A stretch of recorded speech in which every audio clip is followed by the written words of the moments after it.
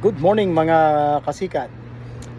Ilang buwan din akong nanahimik, miski binabanatan ako ng magkakapatid na mga bunak na ito. Sobra na. Yung mga panlalait nila, paninira. Nandyan yung tawagin ako na retarded daw ako. Tapos ngayon, sinabihan na ako ng bobo. Siguro sila ang bobo. Pero mo, sasabihin nila na saan ko doon nakuha yung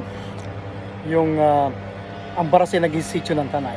Kung di ba naman saksakan ng mga balalaking tinito mga ito, nasa history ng Rizal yan. Tsaka noon, galit na galit sila pagka ina-awardan ako dyan sa bayan ng Tanay. Gusto nila sila naman.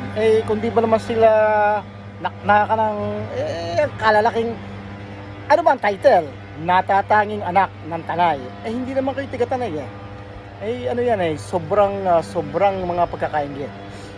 Tapos ngayon, nagpadala kami ng player sa Las Vegas itong linggo lang, hinaras pa nila. Kundi ba namang talagang walang mga modo, walang mga pinag-aralan, mga bastos. At sasabihin pang teritoryo daw nila yung Las Vegas. Ano ito, nabili nyo na yung Las Vegas? Teritoryo nyo.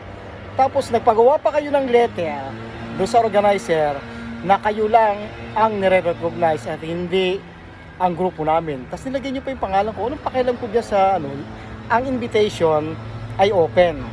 So natural lang na mag-apply ang World Sikaran Brotherhood. So pinadala ng invitation. Hindi nyo hawak ang mga tournament, lalo na rito sa Amerika. Ang lakas naman ng loob nyo para mangharas ng mga mabait lang yan, mga sila pantas. Kung ako yan, nireklamo ko na kayo kagad sa pulis, harassment.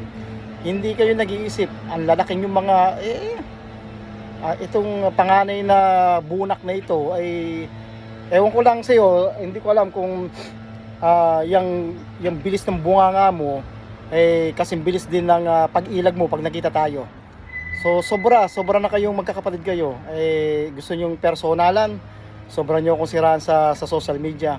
Nananahimik lang ako pero may hangganan ang pananahimik ko.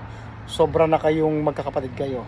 Wala na bagay, ang magulang nga ninyo dati binastos nyo sa social media. Wala kayong wala kayong pasintabi Lahat kung bastusin ninyo magulang nyo.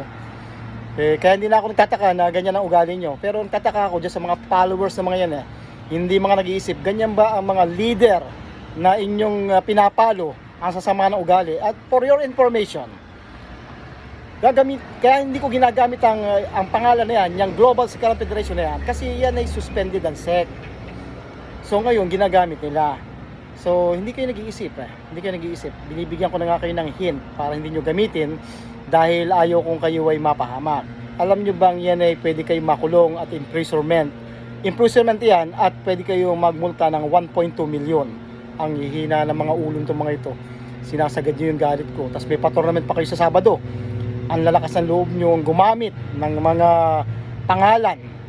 Ewan ko lang sa inyo. Pasensya na sa mga kasikad real talk lang tayo. Itong mga magkakapatid na ito, mga bastos na.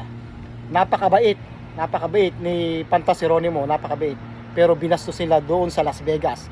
At ako, wala ako sa Las Vegas, dinadamay nila ako. Talagang napakabastos ng mga ito. Itong magkakapatid na ito, soon, makikita-kita tayo. Tingnan natin kung talagang matatapang itong mga ito. Sobra na. Pasensya na kayo mga kasikad. Yun lang. At gusto ko lang paalam sa inyo kung gaano kabastos itong mga magkakapatid na ito. At kung siraan ako sa social media, ngayon lang ako nagsalita. Yun lang mga kasikad. Pugay sa inyo lahat.